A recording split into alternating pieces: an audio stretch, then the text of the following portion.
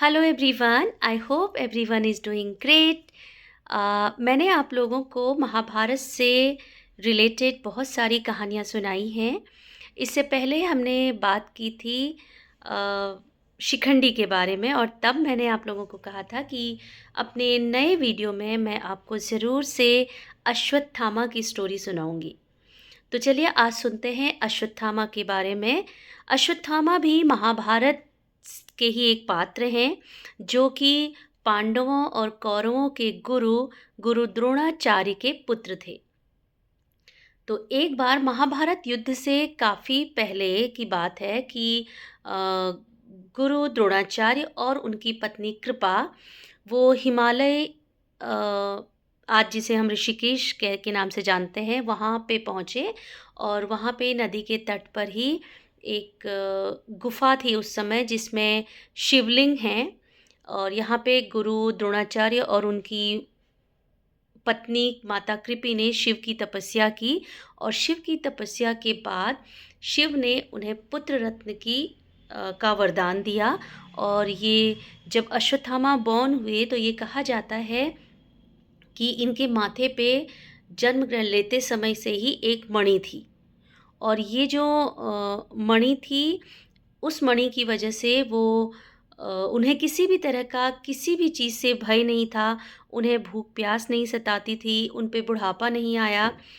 तो उसके अलावा जब इन्होंने जन्म लिया था तो ये कहा जाता है कि इनके अ, कंठ से हिनहिनाने की सी आवाज़ आई थी, और उसके नाम पर ही इनका नाम, क्योंकि जो घोड़ा है वो अश्व जो है उसकी आवाज़ को भी हम बोलते हैं हिनहिनाना, तो उस वजह से इनका नाम अश्वत्थामा पड़ा था।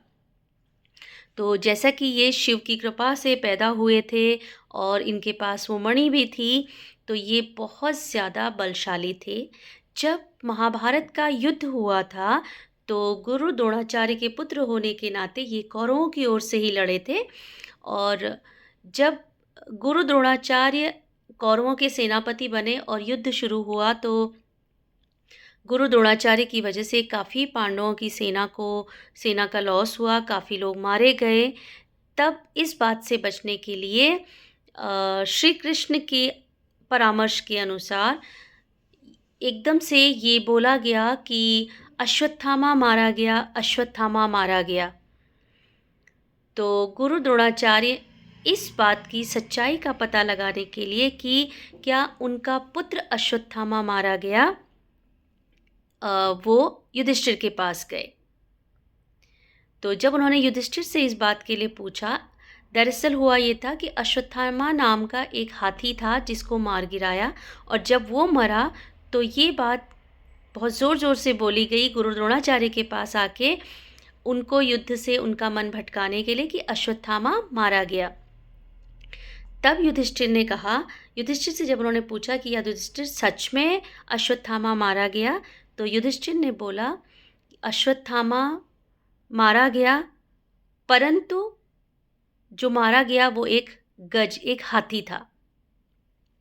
तो ये बात जब उन्होंने बोली तो गुरु द्रोणाचार्य को उनकी युधिष्ठिर के मुंह से ये बात सुनकर यकीन हो गया कि उनका पुत्र ही मारा गया, और उन्होंने अपने जो शस्त्र थे वो नीचे रख दिए। और इसी समय पांडवों की ओर से अर्जुन ने उन्हें अपने शस्त्रों से मार गिराया।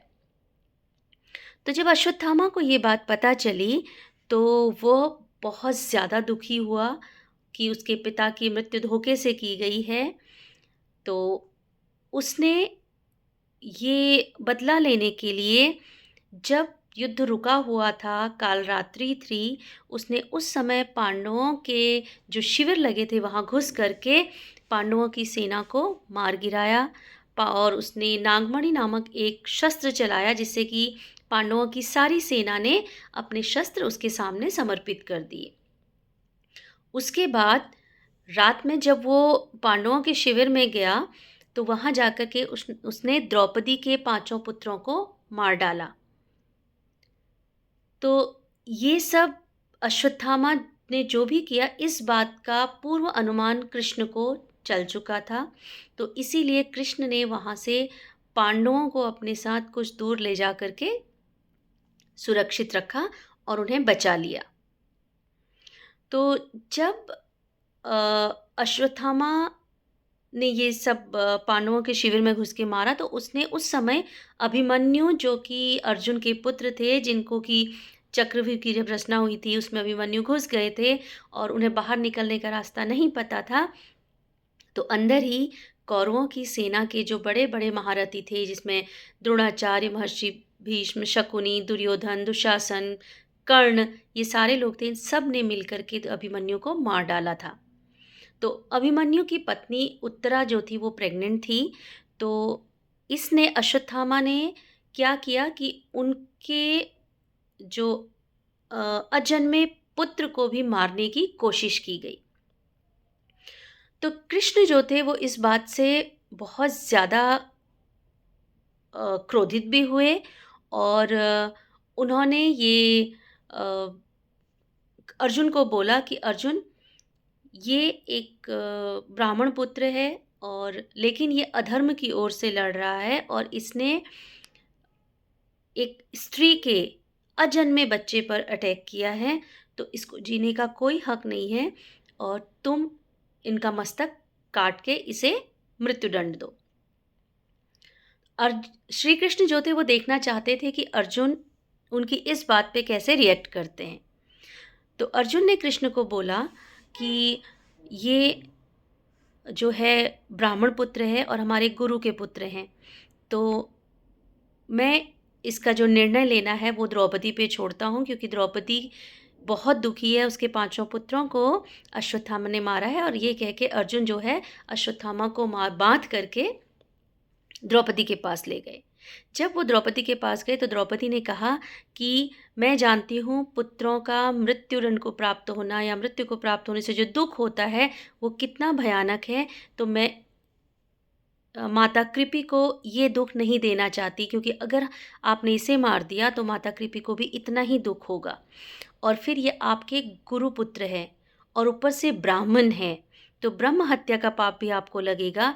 और ये सोचिए कि इस समय इनकी जगह आपके गुरु द्रोणाचार्य खड़े हैं, तो क्या आप उनका वध करेंगे? और इस तरह द्रौपदी ने उन्हें माफ़ कर दिया। लेकिन जब द्रौपदी ने माफ़ किया तो सबने इस बात को बहुत अप्रिशिएट किया, कृष्ण ने भी किया, लेकिन भीम बहुत ज़्यादा क्रोधित थे। और जब भीम ने कृष्ण को बोला कि ये बात गलत है, तो कृष्ण ने कहा ठीक है, क्योंकि हम ये ब्राह्मण पुत्र और गुरु पुत्र होने की वजह से इनकी हत्या नहीं कर सकते, लेकिन जो काम इन्होंने किया है उसके लिए दंड देना बहुत ज़रूरी है। तब अर्जुन ने उनके माथे से वो मणि निकाल ली और उस मणि को निकालते ही जो अश्वत्थामा थे उनकी सारी की सारी शक्ति जो उस मणि की वजह से उनके पास थी वो उनसे छिन गई और उस मणि की जगह उनके माथे में एक बहुत बड़ा घाव हो गया। और इसके बाद श्री कृष्ण ने उनको 3000 साल 3000 ईयर्स ये श्राप दिया के लिए कि 3000 सालों तक आप यूं ही भटकते रहेंगे, आप चाहेंगे भी तो आपको मृत्यु नहीं आएगी और ये आपके कर्मों का फल है। उसके बाद अश्वत्थामा 3000 साल तक भटकते रहे और उनका जो घाव था वो कभी भरा ही नहीं। कहते हैं अश्वत्थामा आज भी जीवित हैं, लेकिन उनको जो इतना दुख था, इस दुख से उबरने के लिए महर्षि व्यास ने उन्हें भगवान शिव की आराधना के बारे में बोला। तब अश्वत्थामा ने उसी हालत में भगवान शिव की आराधना की और तब शिव ने उनको इस दुख से, जो उनको दर्द था, जो पेन था उस मणि की वजह से, जो प्रॉब्लम्स हो रही थी, उन दुखों से तो उबार दिया। लेकिन ये कहा जाता है कि आज भी अश्वत्थामा जीवित हैं और श्री कृष्ण के श्राप के अनुसार उनको मृत्यु की प्राप्ति नहीं हुई है।